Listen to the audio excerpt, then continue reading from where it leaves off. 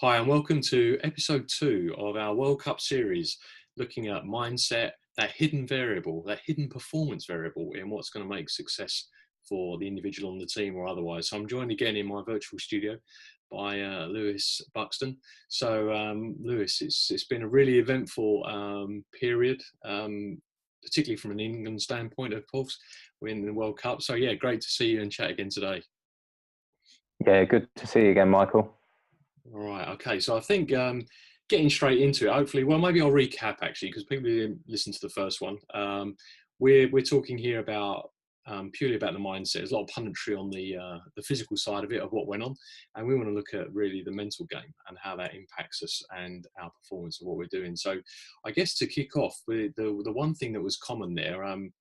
Was about, for England, it rings true anyway for people, about the kind of the expectation that's on you, the weight of the nation on your shoulders. And this showed up for Argentina, when he talks about Messi. And what I saw in the press was a picture in kind of, holding his brow like this, and in the anthem, he couldn't look at the camera. He looked not in good shape, mentally, that is.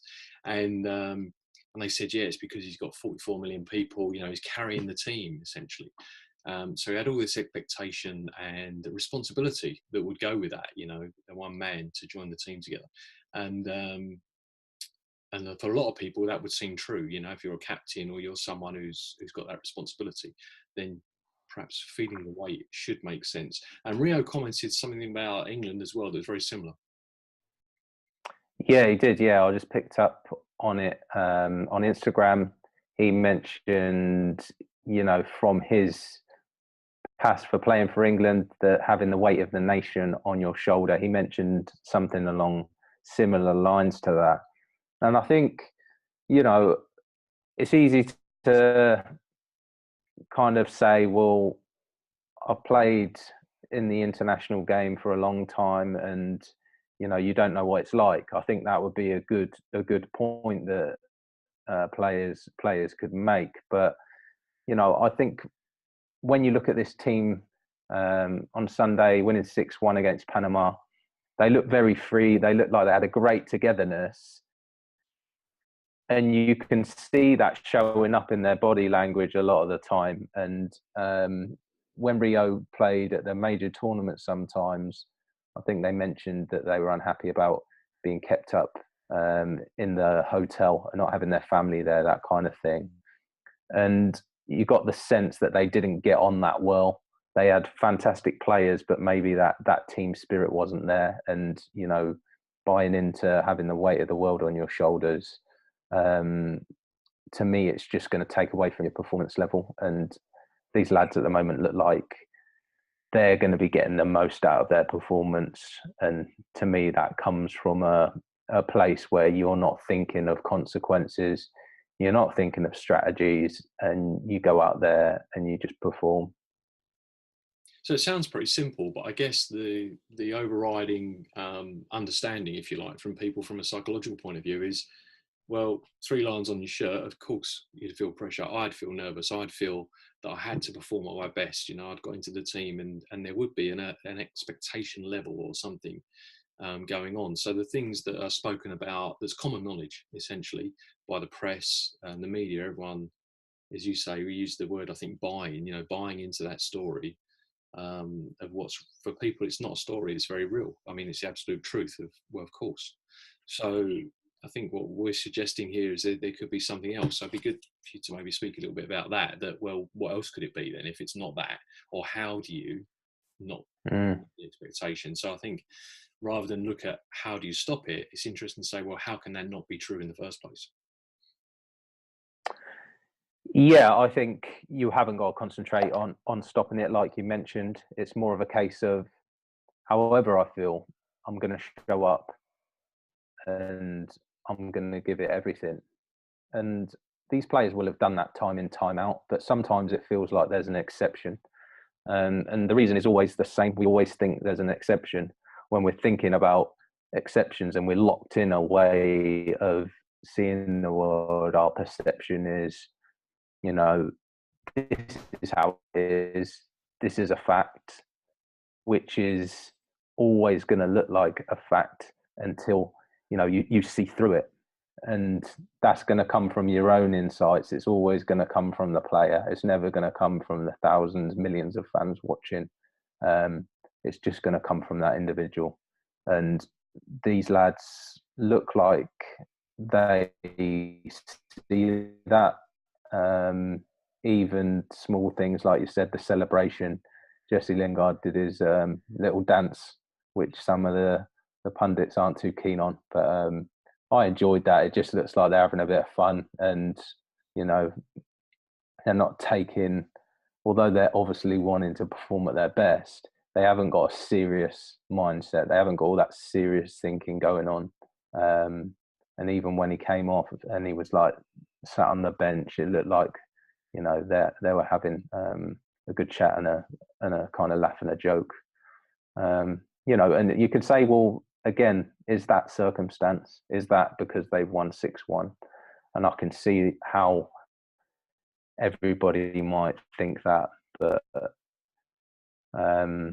it's down to people to see those little moments where circumstances may have not been perfect in everyone else's eyes, but there's something else there, something at their core that kind of drives them on to perform and to do whatever they're doing, whether it's in professional sport, in business, or you know, or parenting, or can be anything. So it's just having an open mind and knowing that your perception is always covered by your own thinking.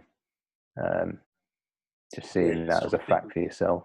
Yeah, it's interesting, isn't it? So you maybe, I'm reading between the lines, don't put words into your mouth, but you kind of maybe suggesting that, you know, as Southgate, given this team, or Jesse as he's interpreted it, that he's allowed to express himself and be himself without conforming, if you like, because you get this in the culture of a team or an organisation or wherever it is. There's a way we do things around here. There's an expectation of how you should be, you should show up, you should behave.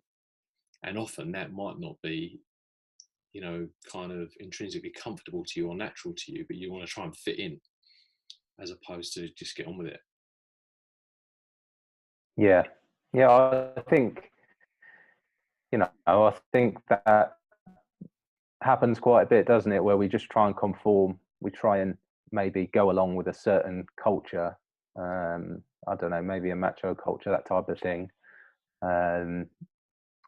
Where something a bit further that this isn't really me. I'm just going along and being like everyone else, following the herd, if you like.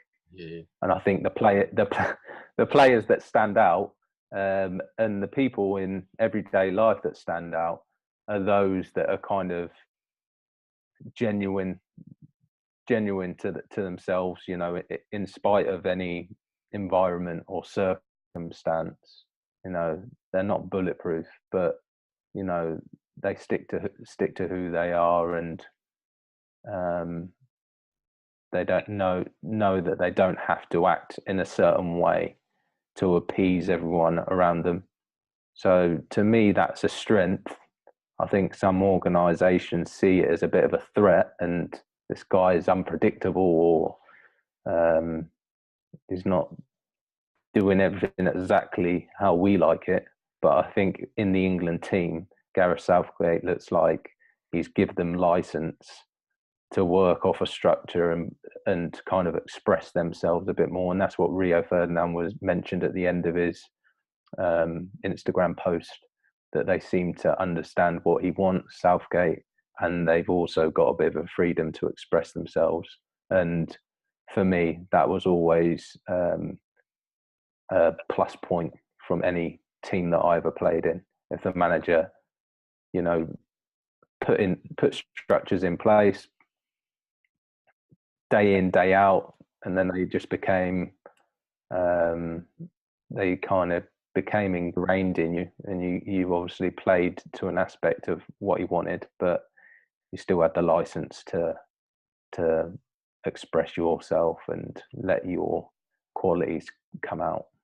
It's really interesting you're talking there about, I guess, the split between creativity versus working within a very fixed or rigid structure. where you want to be able to hold your position, hold your organisation, discipline, you would even call that, to not sort of step outside of your box, or whatever's been the strategy that we're running for this game, or for this particular time of year, or whatever it is that you're trying to accomplish. And for me, I think that seems to be what happens here, that you're allowed to, as you say, to understand what the structure is, the rough organisation, the tactical intent for the game, whilst saying, okay, well, that's our plans, and then there's what happens. And it reminds me of, it's a great Eisenhower quote. I think he says it's something like this: I find planning indispensable, but plans ultimately worthless. And I think that's being able then to be able to do whatever's needed in reaction to the actual play, as opposed to dogmatically sticking to what you already know. And there's a clue in that when we're talking about this mindset approach, isn't there, to people sticking to what's common knowledge, or what is kind of a normal understanding for people to say, look, there is actually another way that you can't be affected by these things outside of you, or whatever's going on, that you can have the freedom to think and behave clearly for yourself. Yeah, definitely. And I picked up, I think one of the set plays, the England lads got together in like a little huddle. Jordan Henderson looked like he was calling a play on them or something. So maybe there's something he noticed there. Maybe he's been given license to kind of stick, like we spoke to in the last podcast, about kind of the reality of the moment. What have you seen? What are you picking up on? And in that second, in that moment, and just being open to finding an opportunity as it happens and when it happens, rather than being completely stuck in a structure. So it seemed to me like he'd seen a little play that they could run. It's obviously something they'd already worked on, but he kind of picked the right one for the right moment, and they actually ended up scoring from it. So I think if you're a boss or a coach, it's just good to empower those around you, and know that there's leaders within every single player. So you just got to allow them and give them license, and bring that out of them, I guess. Yeah, it reminds me of that kind of the very humorous quote from Kimi Raikkonen when he was racing and they were barking orders at him over the radio. That's the thing when you're trying to, in Formula One, drive a car fast, and they're telling you what your strategic move is or what you should or shouldn't do. And he yelled back, I don't know if you watched it or saw it, but he was kind of, I know what I'm doing. And yeah, that's just such a cool thing to be able to say to the players, or anyone who's trying to get that job done, you got there for a reason. And having that trust that you know what you're doing. This is the overall structure, and now get on with it. Now get out there and play, and know you've got that kind of backing, if you like, or you've got the authority to be yourself is huge. And I think Gareth has probably instilled that in the guys, which is why he's getting a different result. So in terms of the creativity, I mean, the one thing that we want to touch on as well, I guess, is the things that players will be doing off the ball. This is the most interesting for me, because you've got the 90 minutes is of such a short time. When it all happens, where everything counts, but in the build up, the prep and everything else, they might be, does their creativity extend to visualizing this and what might happen, and seeing yourself in the picture, or scoring, or whatever it is that's kind of a good performance for you. What goes on behind the scenes there for people beforehand, and what do you think is helpful or not helpful? I think some players use visualization. I know that I tried it many years ago. I tried it for a few months. Initially, I felt like it gave me something, and then in the end, I just got knackered from it and just thought, this is not what it's about. I just want to enjoy my football, and it was too much like hard work, and it was kind of, at times, I think, players, and maybe me back then, you're looking to manipulate your own feelings. You're looking to force a confident feeling, or you're looking to force a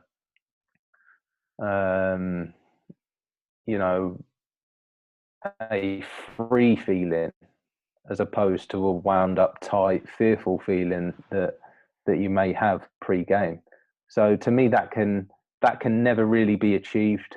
I think from the start, I kind of kidded myself that that can be achieved, but I think that's something we better leaving alone. We don't need to control what we think or feel. Just need to kind of understand it, and the rest takes care of itself. Like we said, the mind's got self-clearing capacity there. So to me, visualization, if you're looking to recreate a feeling, then things are going to become difficult because you're kind of working against your own experience. So that's my take on it. I don't know what your thoughts are on it. Yeah, definitely. I'd agree with a lot of you said there. I think it's interesting. You're definitely on the hiding to nothing if you think that you can ensure or guarantee your confidence in any given moment by doing some sort of prep work beforehand, or seeing yourself score 10 out of 10 penalties, for example, that you're going to be feeling great about taking a penalty and rushing up to the spot, because in that moment we all know we've done that. Or even sometimes we haven't need to think about feeling good, we just happen to have felt good. And before the game, yet when the moment comes for the penalty, you might be flabbergasted as to, hang on, I thought I was really confident, but all of a sudden I don't fancy this one, and that can happen just from a look you get from a keeper. Oh, he's looking confident, or something just can unsettle you in that moment that you see, and then it seemingly evaporates, right? So yeah, there's no kind of causative effect for something that you can do to guarantee that you'll be certainly getting a feeling at some point in the future. So I think that's a good message to end on, or to leave out there. And I guess the final point that I don't know that's come to me that speaks to that is, people I guess who are listening might think, well, we've got mental coaches in the team, or you've got access to people that can help with the mental game, and yet, from what Rio's talking about, from his direct experience, who, like you recently emerging from a full-time career in the game, is still peddling, not peddling, what's the right word, is still talking in the same way that you can actually do something about these things, or the three lions, automatically you put that shirt on, you will feel the weight. There is pressure that comes with it, versus that pressure being versus that. Sorry. Yeah, I mean, sorry. Yeah, can you hear me okay? Yeah, I can, yeah. Yeah, I think an interesting point on that is, if that was the case every time, then people like Michael Owen, I think I've mentioned it before, but when you talk about his debut, when he scored that goal against Argentina, what was it, 1998, something like that, in France. He came on as a young kid and went and scored against Argentina, one of the kind of most memorable goals for England in a World Cup. And when you listen to him, he mentions that he couldn't wait to get out there. He couldn't wait to take his opportunity, and he just ran at the defence straight away. And he was kind of, his intuition was that they were fearful of his pace, and he just got at them. So I don't think, when you hear top players talking like that, you've got to ask yourself a question: is this really the way it works? Is this really what happens? Does this England shirt and does this playing for my country really carry a weight? And if it does, how do people like Michael Owen manage to be, you can't hold him back. He just wants to get out there and do it, and he's 19. It just doesn't make common sense to me. So, I think it's probably time for people to address the whole manipulation of feelings and trying to recreate something that they felt 2 days ago or the game before. So I think that's just an interesting point to pick up on, Michael Owen. And I think you only have to look at Harry Kane. I'd love to hear what was going through his mind when he took those 2 penalties, but they were fantastic penalties, just almost ripped the back of the net out. So, I just think it's time for players and clubs and businesses to look in a different direction than than many are at the moment. Yeah, I'd certainly agree with that. Yeah, I'd certainly agree with that. And I know that the sort of Owen's won the really good record himself. It's amazing that the inexperience of and being able to just get on with it, play with your freedom, and like you were as everyone desires, as a kid, without the expectation, the worry, just get out there and get on with it. And he was certainly able to achieve great things. So yeah, you've got to take what's going on there, and look at that. And I think it'll be something fascinating to explore next time. That's for sure. Yeah, definitely. Yeah, the intuition and being able to get on with it. So yeah, so they're Belgium next, and it'll be really interesting then to see how the mood in the camp, as it were, or the press flavour, and how that's shaping up. Because with it being a game that's insignificant in terms of result, and for us being in or out of the tournament, we're through, it doesn't matter. However, there is this the word momentum creeping up, and we want to keep the winning ways or the winning habits, and that's a whole another genre of conversation, about the significance or otherwise of that. So yeah, really fascinating subject. You got any thoughts on those areas? Touch on briefly.